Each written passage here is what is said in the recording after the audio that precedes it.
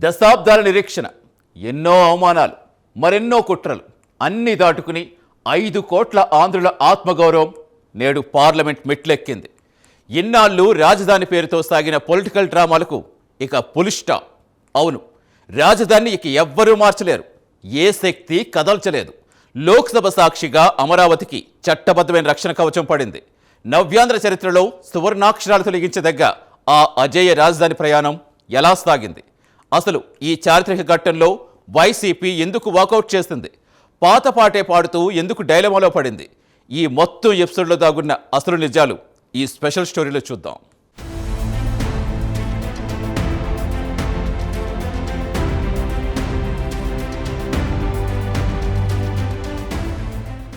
ఆంధ్రప్రదేశ్ రాజకీయ యవనికపై దశాబ్దకాలంగా సాగుతున్న రాజధాని యుద్ధంలో ఒక కీలకమైన, అద్భుతమైన ఘట్టం ఆవిష్కృతమైంది. రాజధాని కోసం ఎన్నో పాట్లు పడ్డారు, ఎన్నో అవమానాలు దిగమింగారు. చివరకు ప్రభుత్వాలే కుప్పకూలిపోయిన పరిస్థితులు చూశాం.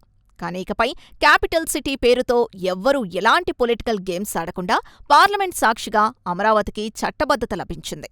భవిష్యత్తులో ఏ రాజకీయ శక్తులు కూడా దీన్ని కదిలించలేని ఒక అజేయ రాజధానిగా అమరావతి రూపుదిద్దుకుంటోంది. దేశ అత్యున్నత చట్టసభైన లోక్సభ ఈ హిస్టారిక్ బిల్లుకు అద్భుతమైన గ్రీన్ సిగ్నల్ ఇవ్వడం ద్వారా ఒక చారిత్రక విజయానికి పునాది పడింది. ఇది కేవలం ఒక నగరం సాధించిన విజయం కాదు, 5 కోట్ల ఆంధ్రుల ఆత్మగౌరవం సాధించిన అపురూపమైన గెలుపుగా మనకు స్పష్టంగా అర్థమవుతోంది. ఈ పరిణామం నవ్యాంధ్రకు కొత్త ఊపిరిపోసింది.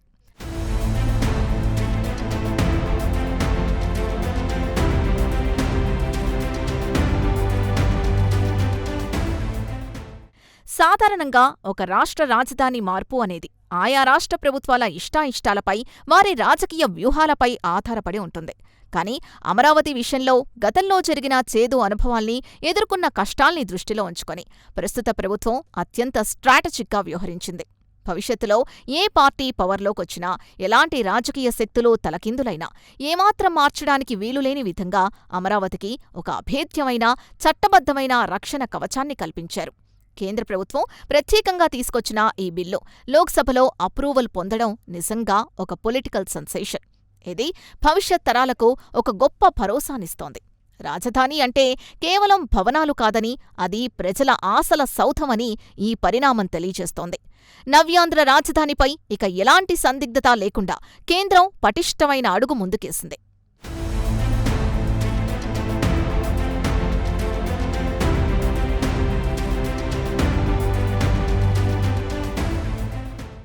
ఈ చారిత్రాత్మకమైన విజయానికి ప్రధాన కారణం 2014 రాష్ట్ర విభజన చట్టానికి కీలకమైన సవరణ చేయడం. ఈ అమెండ్మెంట్ ద్వారా అమరావతిని ఆంధ్రప్రదేశ్కు ఏకైక శాశ్వత రాజధానిగా లోక్సభ అధికారికంగా ఆమోదించింది. అంటే ఇప్పుడు అమరావతి అనేది కేవలం ఒక మామూలు గెజిట్ నోటిఫికేషన్ మాత్రమే కాదు, అది ఒక పవర్ఫుల్ సెంట్రల్ యాక్ట్గా మారిపోయింది.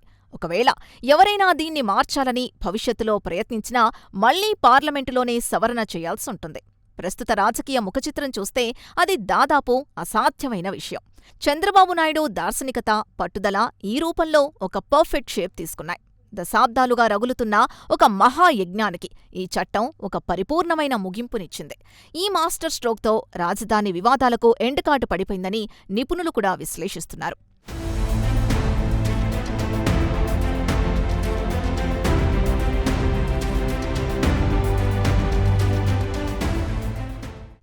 ఈ చారిత్రాత్మక బిల్లు లోక్సభలో ఆమోదం పొందుతున్న వేళ ప్రధాన ప్రతిపక్షం వైసీపీ వ్యవహరించిన తీరు రాష్ట్రవ్యాప్తంగా మరోసారి తీవ్ర చర్చనీయాంశంగా మారింది. రాజధానిగా అమరావతికి తాము వ్యతిరేకం కాదంటూనే బిల్లును వ్యతిరేకిస్తూ సభ నుంచి వాకౌట్ చేయడం ఆ పార్టీ ద్వంద్వ వైఖరిని స్పష్టంగా సూచిస్తోందని పొలిటికల్ ఎనలిస్టులు భావిస్తున్నారు. ఒక పక్క మద్దతిస్తున్నామని చెబుతూనే మరోపక్క చట్టబద్ధత కల్పించే ప్రక్రియను అడ్డుకోవాలని చూడటం వారి కన్ఫ్యూషన్కు అద్దం పడుతోంది. ఈ స్టాండ్ ద్వారా తాము ఇంకా పాత రాజకీయాలకే పరిమితమయ్యామన్న ఒక నెగటివ్ మెసేజ్ని వారు ప్రజల్లోకి పంపినట్లుగా సంకేతాలిస్తోంది. ప్రజల ఆకాంక్షలకు అనుగుణంగా నడుచుకోవాల్సిన కీలక సమయంలో ఇలాంటి పొలిటికల్ జిమ్మిక్కులు చేయడం అనేది భవిష్యత్తులో ఆ పార్టీకి మరింత డ్యామేజ్ చేసే ప్రమాదం ఖచ్చితంగా కనిపిస్తోంది.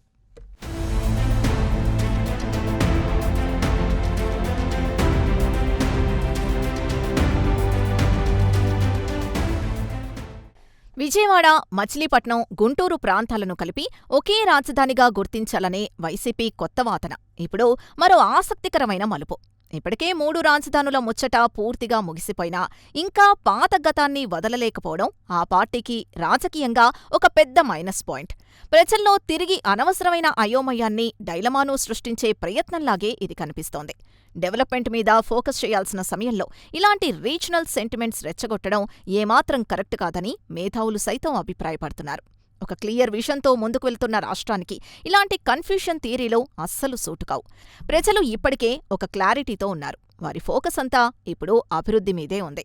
పదే పదే ఒకే తరహా పొలిటికల్ గేమ్స్ ప్లే చేయడం వల్ల విపక్షం తన క్రెడిబిలిటీని మరింతగా కోల్పోయే పరిస్థితి ఎదురవుతోంది.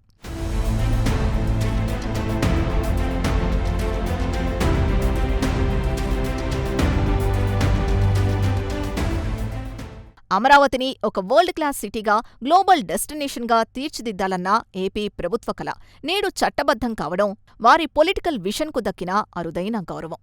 ఇన్వెస్టర్లలో ఎనలేని నమ్మకాన్ని పెంచడానికి, ఇంటర్నేషనల్ కంపెనీలను ఆకర్షించడానికి ఈ స్టాట్యుటరీ స్టేటస్ ఒక స్ట్రాంగ్ ఫౌండేషన్లా పనిచేస్తోంది.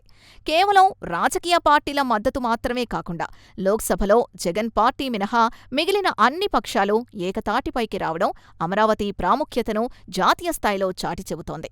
క్యాపిటల్కు లీగల్ బ్యాంకింగ్ దొరకడంతో ఒక రియల్ ఎస్టేట్, ఇండస్ట్రియల్ సెక్టార్లలో పెట్టుబడుల ప్రవాహం భారీగా పెరిగే ఛాన్స్ ఉంది. గ్లోబల్ ఇన్వెస్టర్లు ఎప్పుడూ పాలసీ స్టెబిలిటీని కోరుకుంటారు. ఈ సాలిడ్ బిల్లు ఆ గ్యారంటీని 100% ఇస్తోంది. తద్వారా యువతకు బెస్ట్ ఎంప్లాయ్మెంట్ ఆపర్చునిటీస్ క్రియేట్ అవుతాయి.